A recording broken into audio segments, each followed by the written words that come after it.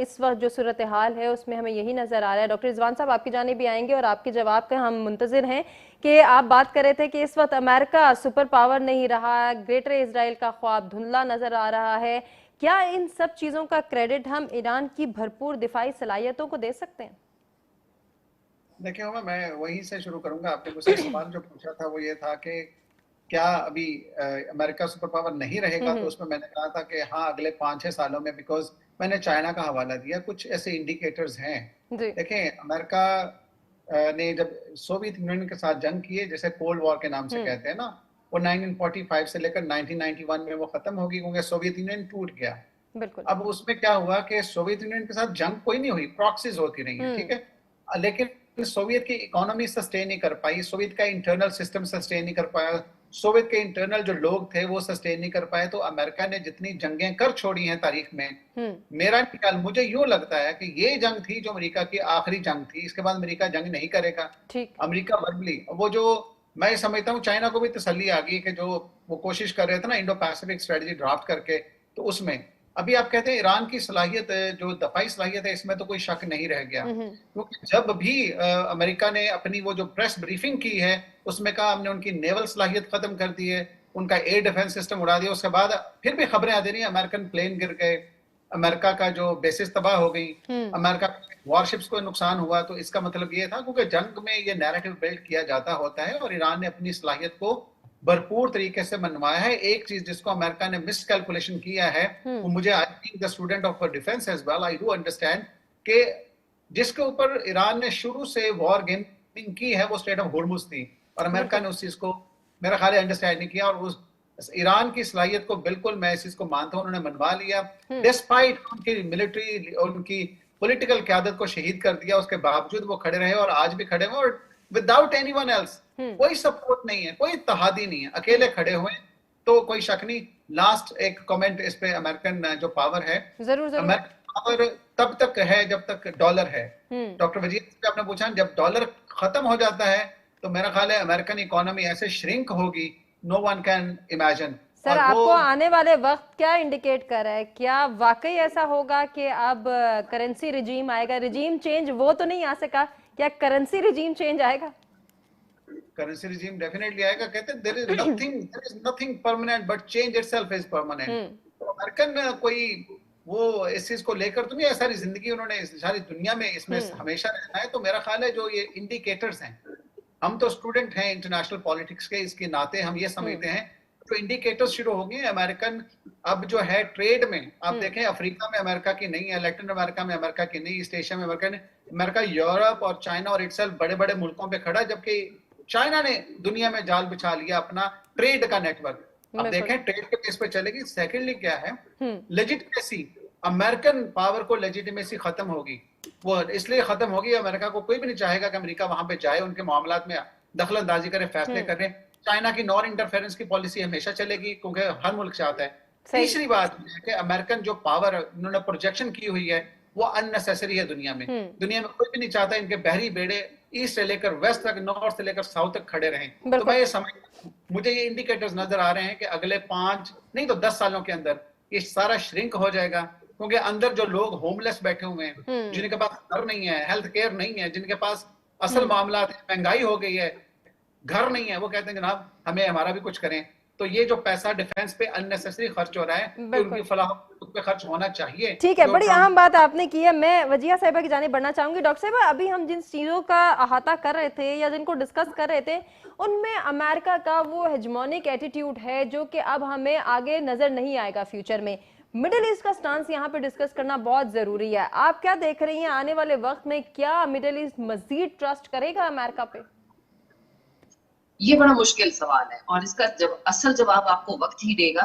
लेकिन मुझे ये लग रहा है कि जिस तरह तरीके पर हुक्मरानों को जरा साइड पर रखकर देखा जाए, ठीक है, मिडिल ईस्ट में आवाम को कोई ज्यादा इतनी आजादी हासिल नहीं है अपनी हुकूमतें चलाने की या मुल्क के बारे में फैसला करने की, लेकिन लोगों का ट्रस्ट जो है ना वो टोटली अमेरिका पर से खत्म हो चुका है।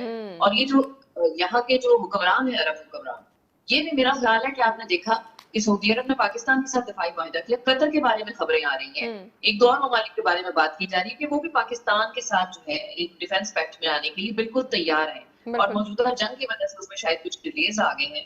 और बहुत सारे लोग जो है वो फ्यूचर में अपनी इन्वेस्टमेंट जो है जो अमेरिका में करने जा रहे थे, शायद उसमें किसी हद तक कमी आएगी। रही बात चाइना की, तो देखिए चाइना ने बड़ी खामोशी से अपना मिलिट्री जो माइट है वो बिल्डअप किया है। पूरी दुनिया में बड़ी खामोशी से एक वो मकड़ी के जाल की तरह उन्होंने अपना तिजारती जो है निजाम फैलाया है। बिल्कुल। और उनके पास अब दोनों चीजें, एक मिलिट्री माइट के बल पर या दुनिया में आप ताकतवर मुल्क कहला सकते हैं, या अपनी इकोनॉमी के बल पर।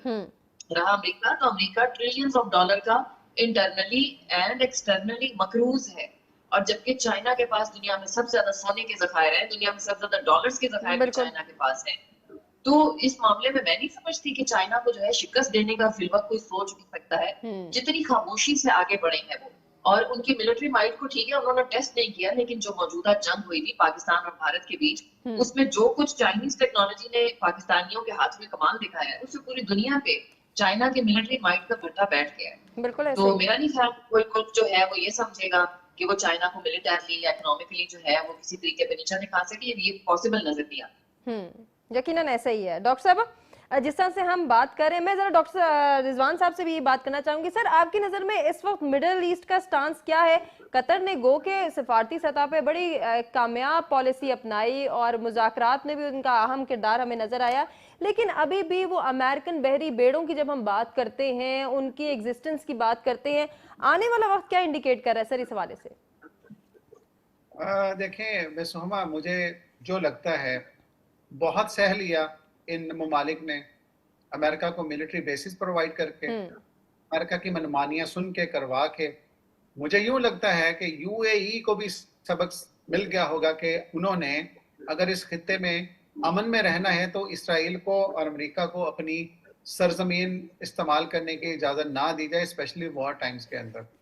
और मुझे पर्सनली यूं लगता है कि अभी जो जितने भी ममालिक हैं उन सब ने, देखे एक चीज मुझे बहुत अच्छी लगी, उन्होंने उनका स्टांस भी वाज़े रहा। उन्होंने कहा कि हम जंग नहीं चाहते, यानी कि हम जंग नहीं चाहते अगर वहां से अटैक हो भी रहा है कि this is against their will. वो अमेरिकन या इजरायली सपोर्ट करके अटैक कर रहे थे उनकी सरजमीन से, लेकिन ईरान रिटेलिएट कर रहा था। लेकिन एक मैसेज वो कह रहे थे, हम जंग नहीं चाहते। बिल्कुल। कतर ने अगर वो आकर इसमें निगोशिएशंस में भी हिस्सा लिया है, मैं समझता हूँ इसमें सऊदी अरब से लेकर के तमाम ममालिक अमन चाहते हैं, अमन चाहते थे। लेकिन अमेरिका के लिए अब बहुत मुश्किल होगा इनको कन्विंस करना। वो बिलियंस ऑफ यूएस डॉलर्स इनको प्रोटेक्शन नहीं दे सकते, वो इनको सिक्योरिटी नहीं, इनको सिक्योरिटी एक चीज दे सकती है, वो है ट्रस्ट। वो एक एनवायरमेंट है यहाँ पे कि सब ने जो है ना म्यूचुअल रिस्पेक्ट में रहना है, कोई किसी से बरतर नहीं है, तमाम बराबर है।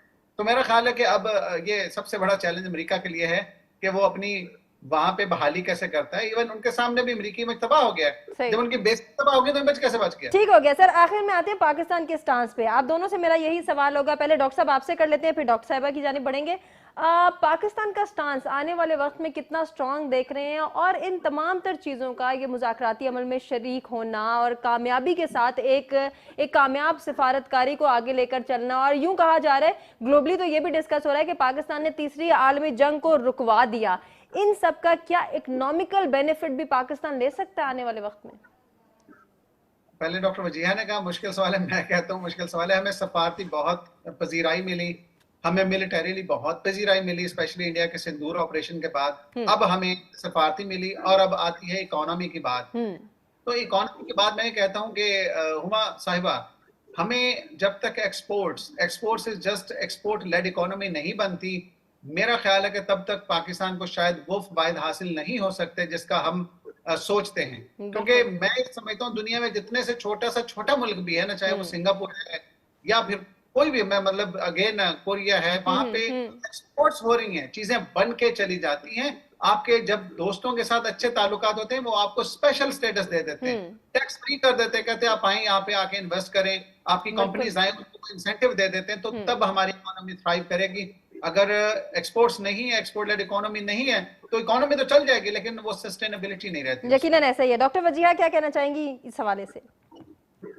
देखिए, जंगबंदी की वजह से और अगर ईरान को अगर जो है ओपन ट्रेड की इजाजत मिल जाती है तो डेफिनेटली पाकिस्तान को बहुत सारे फायदे होंगे। पाकिस्तान, ईरान, तुर्की की जो गैस पाइपलाइन का मंसूबा है, फ्यूल का जो है, इन तमाम मामला में पाकिस्तान को यकीनन बहुत ज्यादा बेनिफिट होगा। लेकिन मैं डॉक्टर रिजवान साहब की बात से जो है ना मुकम्मल इत्तेफाक करती हूँ, हम इम्पोर्ट बेस्ड इकोनॉमी है। हम्म। हमने जब तक खुद को एक्सपोर्ट बेस्ड इकोनॉमी ना बनाया, हमने जब तक प्रोडक्शन नहीं की, हमने चीजें ना बनाई, तो हम दुनिया का मुकाबला नहीं कर पाएंगे। भले हम मिलिटरली ताकतवर हो जाएं, भले हमारी सिफारती कामयाबियां पूरी दुनिया में नंबर 1 पर आ जाएं। आप चाइना की मिसाल ले लीजिए, ये वही मुल्क जो हमसे 2 साल बाद आजाद हुआ और आज दुनिया की नंबर 1 ताकत के रूप में किसी भी वक्त जो है वो टाइटल इसके सर पे सजने वाला है। वो इसलिए कि उन्होंने मेहनत की, उन्होंने अपनी बिल्कुल। जो सप्लाई मार्केट है तमाम जरूर चाइना के पास है, अमेरिका के पास अब उस क्या रह स्ट्रेटेजी गया? को अपनाया यूरोप जा के पास सकता है अब क्या ताकि रह गया? हम भी इकोनॉमिकल बेनिफिट्स हासिल कर सकें।